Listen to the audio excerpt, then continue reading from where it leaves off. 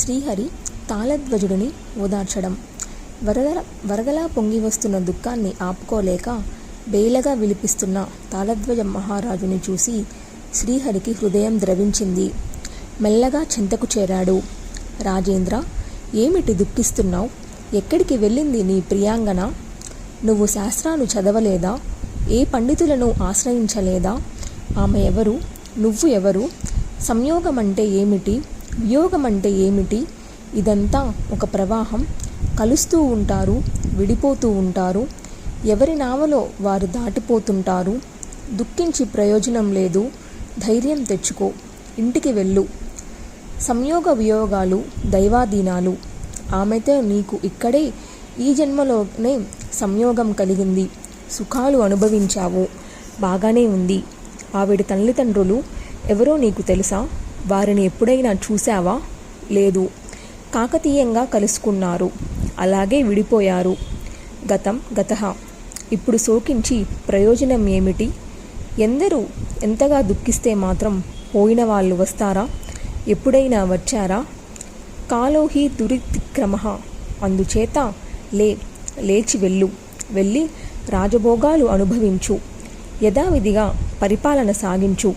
ఎలా వచ్చిందో అలాగే వెళ్ళిపోయింది ఆవిడ. నువ్వు అంతే.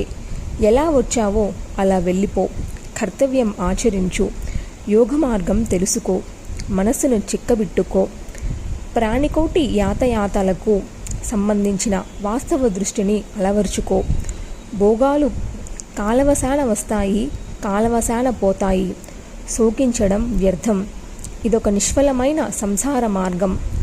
కేవల సుఖయోగము ఉండదు, కేవల దుఃఖయోగము ఉండదు. ఘటికా యంత్రాల్లా రెండు ఒకదాని వెంట ఒకటి తరుముకుంటూ తిరుగుతుంటాయి. మనస్సుకు ధైర్యం చెప్పుకొని రాజ్యపాలన సాగించు. లేదా దాయాదులకు అప్పగించి వానప్రస్థం స్వీకరించు. మహారాజా, క్షణభంగురమే అయిన మానవ జన్మ కడుంగడు దుర్లభం.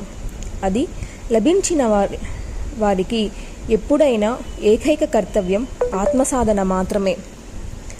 ఇంద్రియాలు, అవయవాలు అన్ని పశువులకు ఉంటాయి. మానవ దేహానికి అధికంగా ఉన్నది ఒకే ఒక్కటి, జ్ఞానం. అంచేత జ్ఞానినై ఈ శోకాన్ని త్యజించు.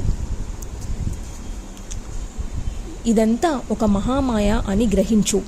ఆది పరాశక్తి ఈ మాయతో అఖిల జగత్తును అన్ని కాలాలలోనూ సమ్మోహపరుస్తుందని తెలుసుకో. వెళ్ళు. ఇంటికి వెళ్ళి హాయిగా రాజ్యమేలుకో. శ్రీహరి చేసిన ఉపదేశంతో తాళధ్వజుడు తేరుకున్నాడు. సాష్టాంగ నమస్కారం చేశాడు.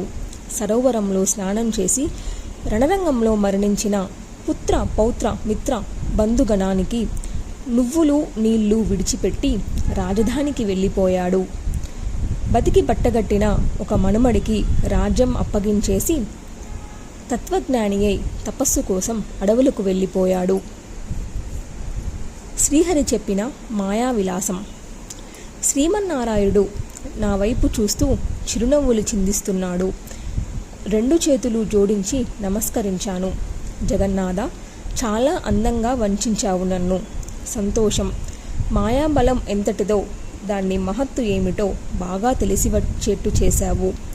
స్త్రీ రూపం పొందినప్పటి నా అనుభవాలన్నీ జ్ఞాపకంలోనే ఉన్నాయి. అవును, ఈ సరోవరంలోనే గదా అలనాడు మునిగాను. మునగడంతోనే స్త్రీగా మారిపోయాను. పూర్వ విజ్ఞానమంతా చుటుక్కున మాయమయ్యింది. అదెలా జరిగిందో అంతుపట్టడం లేదు. స్త్రీ రూపాన్ని పొంది సంసార సమ్మోహంలో మునిగిపోయాను. అనురూప భర్తను పొందాను. సచీపురందుల్లాగా రాజభోగాలు అనుభవించాము. ఇప్పుడు మళ్ళీ అదే మనస్సు, అదే చిత్తం, అదే పురాతన పురుష శరీరం. స్త్రీగా మారినప్పుడు పురుషజ్ఞానం ఎందుకు పోయింది?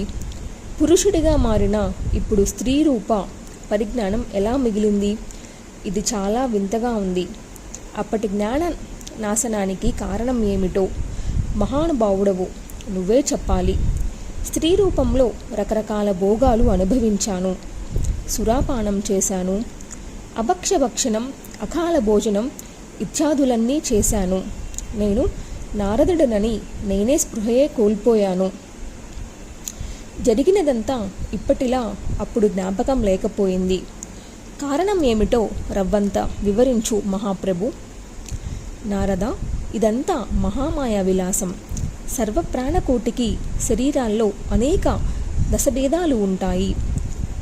జాగ్రత్త, స్వప్న, సుషుప్తులు కాక 4వ దశ ఒకటి ఉంది. అదే మరణాంతరం మరొక శరీరాన్ని పొందడం. ఇందులో సందేహించవలసింది ఏమీ లేదు. నిద్రపోయిన మానవుడు ఏమీ వినలేడు, తెలుసుకోలేడు, చెయ్యలేడు.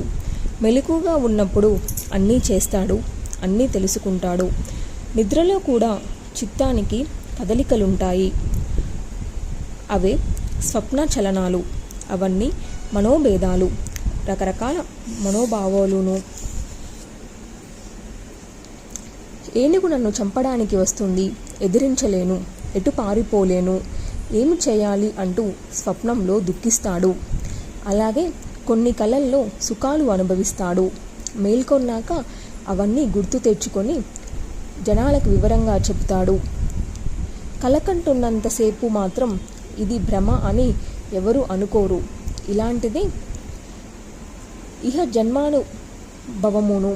సంసారంలో ఉన్నంతకాలము ఇది భ్రమ అనిపించదు. అలా అనిపించకపోవడమే మాయా విభవం. అది చాలా దుర్గమం సుమం. నారద, నిజం చెప్పాలంటే ఇది నాకు పూర్తిగా తెలియదు. తెలుసుకోవడం చాలా దుర్ఘటం. నేనే కాదు, ఈ మాయా గుణాలను శివుడు, పద్మసంభవుడు కూడా ఎరగరు. నాకు తెలుసు అని ఎవడైనా అహంకరించి అంటే ఖచ్చితంగా వాడు పిచ్చివాడే.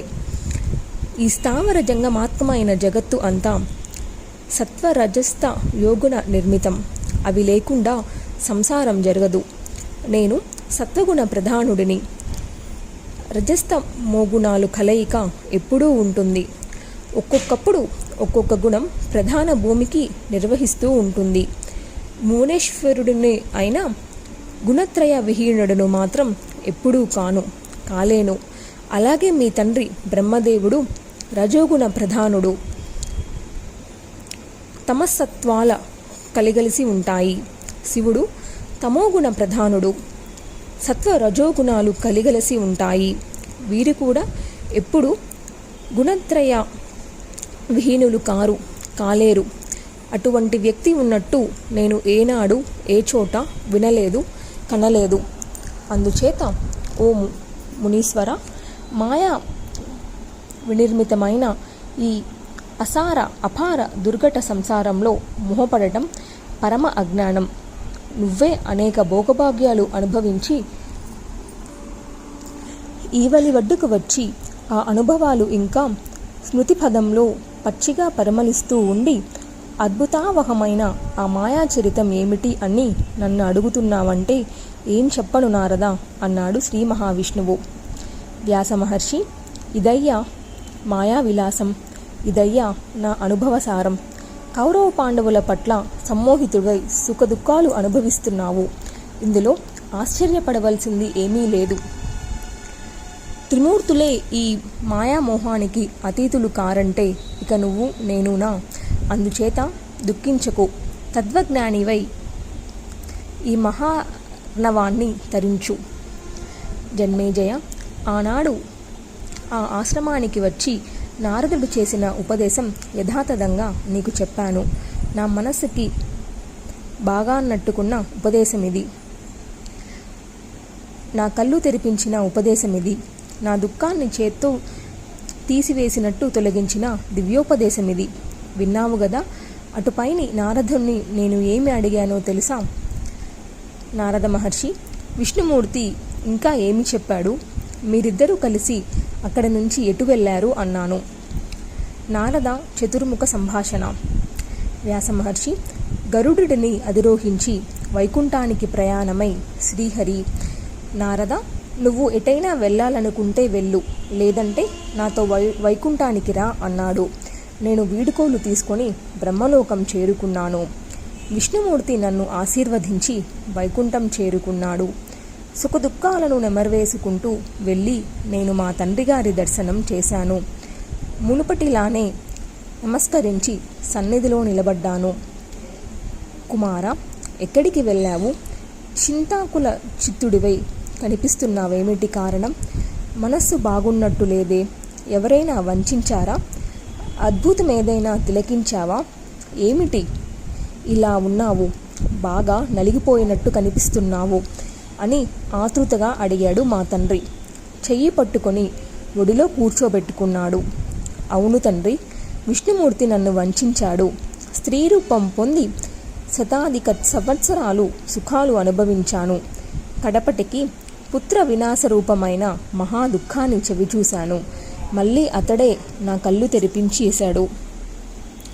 మృదు వాక్యామృతాలతో దివ్యోపదేశం చేశాడు. మళ్ళీ సరోవరంలో మునిగి నారదుణ్ణి అయ్యాను తండ్రి. అప్పుడు అలా మోహపడటానికి, పూర్వ విజ్ఞానాన్ని విస్మరించడానికి కారణమేమిటో తెలియలేదు. ఈ దురత్యమైన మాయాబలం ఎంతకీ అర్థం కావడం లేదు. అంతా తెలిసిపోయినట్టే ఉంటుంది, ఏమీ తెలియడం లేదు. జ్ఞానహానికరమైన ఈ మోహానికి మూలమేమిటి? అనుభవించానే తప్ప కారణం తెలుసుకోలేకపోయాను. నువ్వు దీన్ని ఎలా జయించగలవు? ఏ ఉపాయమేదో నాకు చెప్పు అని అభ్యర్థించాను. చతుర్ముఖుడు చిరునవ్వులు నల్దశలకు చిందించి, నాయన, ఇది దుర్జయం. మహామునీశ్వరులకు, తాపసులకు, యోగేశ్వరులకు ఎవరికీ అందని విషయం. నాకూ తెలియదు. నాకే కాదు, హరిహరులకు తెలియదు. సృష్టి స్థిత్యంతకారిణి అయిన ఆ మహామాయ దుర్జయ. కాలకర్మ స్వభావాదులైన నిమిత్త కారణాలు కొంతలో కొంత తెలుస్తాయి తప్ప మూల కారణం ఎవరికీ తెలియదు. దాని విషయమై చింత విడిచిపెట్టు. నీవు మేధావివి. నీకు అది మరొక కొత్త మోహం కాకూడదు. మనమందరము మాయామోహితులమే. ఆశ్చర్యపడవలసింది ఏమీ లేదు. నేను జయించానని ఎవరు చెప్పారు నీకు అంటూ నన్నే ఎదురు ప్రశ్నించాడు. అక్కడితో తండ్రికి ఒక నమస్కారం పెట్టి తీర్థయాత్రలకు బయలుదేరాను. అలా తిరుగుతూ ఇదిగో ఇలా నీ ఆశ్రమానికి వచ్చాను. నువ్వేమో నీ కథ అంతా చెప్పి దుఃఖం తొలగించమంటూ నన్ను అడిగావు. నాకు తెలిసింది చెప్పాను. కౌరవ పాండవుల పట్ల మోహాన్ని విడిచిపెట్టి ఇక్కడే సుఖంగా కాలం గడుపు. చేసిన కర్మ చెడని పదార్థం. శుభమో అశుభమో అనుభవించక తీరదు. ఈ ఒక్క మాట గుర్తుంచుకో. సుఖంగా జీవించు. జన్మేజయ ఇలా ఉపదేశించి నారదుడు వెళ్ళిపోయాడు. ఆ వాక్యాలను మననం చేస్తూ ఆశ్రమంలో ఒంటరిగా మిగిలిపోయాను. ఏదో కాలక్షేపం కోసం ఈ భాగవతం రచించాను. ఇది సర్వ సంశయ వినాశకమైన ఉత్తమోత్తమ పురాణం. వేద ప్రామాణ్య సంస్కృతం, సందేహం లేదు. మాయాశక్తి మహిమ. పారీక్షిత్ర, ఐంద్రజాలికుడు ఒక చెక్క బొమ్మను చేతితో పట్టుకొని ఇష్టం వచ్చినట్టు ఇలా ఆడిస్తాడో అలా ఈ స్థావర జంగమాత్మకమైన సకల జగత్తును మాయాశక్తి ఆడిస్తుంది. పంచేంద్రియాలకు అధిష్టానం మనసైతే దాని కదలికలకు కారణం ఈ గుణత్రయం. కారణగుణాలు కార్యాలలో ఉంటాయని వేరే చెప్పనవసరం లేదు కదా. మాయా పరికల్పితాలైన ఈ గుణాలు భిన్న భిన్న స్వభావాలకు కారణాలు. శాంతుడు, ఘోరుడు, మూఢుడు వీటితోనే ఏర్పడుతున్నారు. ప్రతి మానవుడు ఎప్పుడూ ఈ గుణత్రయంలో కలిసే ఉంటాడు. వీటికి అతీతుడు కానీ వీటిని విసర్జించిన వాడు కానీ ఎవడూ లేడు, ఉండలేడు. దారాలు లేకుండా వస్త్రం ఉంటుందా? మట్టి లేకుండా కుండ ఉంటుందా? త్రిమూర్తులు కూడా మనలాగా ఒక్కొక్కప్పుడు ప్రీతి, మరొకప్పుడు కోపం, ఒకప్పుడు సంతోషం, ఇంకొకప్పుడు దుఃఖం ఇలా ప్రకటిస్తూనే ఉంటారు, అనుభవిస్తూనే ఉంటారు. సత్వగుణం అవరించినప్పుడు బ్రహ్మదేవుడు శాంతి అయి ఏకాగ్రతతో తపస్సు చేసుకుంటాడు, సర్వభూత ప్రియుడు అవుతాడు. రజోగుణం ఆవరించినప్పుడు ఘోర రూపుడు అవుతాడు, అంతటా అప్రీతి ప్రకటిస్తాడు. తమోగుణం అవతరించినప్పుడు మూఢుడై విషాదం పొందుతాడు. హరిహరులు ఇంతే. యుగ యుగాలలో సూర్యచంద్ర వంశాలలో జన్మించిన మును ప్రభృతులు మొదలుకొని సకల మానవులు ఇలాగే గుణత్రయాధీనులై స్పందిస్తూ ఉంటారు, ప్రవర్తిస్తూ ఉంటారు. అంచేత మాయాధీనం జగత్స్వరూపం అనేది తిరుగులేని సత్యం. అయితే ఆ మహామాయ సవ్విత్రూపమైన పరతత్వంలో లీనమై ఉంటుంది. ఆ పరతత్వమే మాయను ప్రేరేపించి జీవులను ఆడింపజేస్తుంది. మాయా విశిష్టాంతమైన ఆ సంవిత్ర మాత్రమే పరమేశ్వరి, మాయేశ్వరి, భగవతి, సచిదానంద స్వరూపిణి. ధ్యానించిన వారికి, ఆరాధించిన వారికి, నమస్కరించిన వారికి, జపించిన వారికి ఆ తల్లి దయతలిస్తే మోక్షమిస్తుంది. సుఖదుఃఖ రూప సంసార బంధనాల నుంచి విముక్తి కలిగిస్తుంది. ఆమె పట్ల మనసును సంలగ్నం చేసిన వాడికి ఈ సంసారిక బంధనాలు, భయాలు ఏమీ ఉండవు.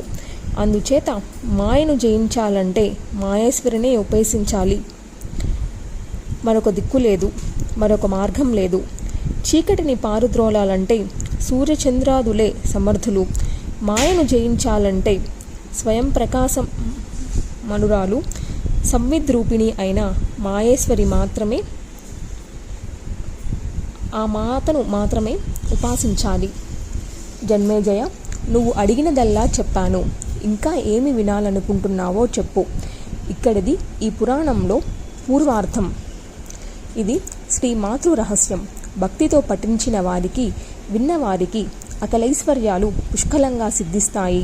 పారాయణ చేసిన వారు జ్ఞానులై తరిస్తారు.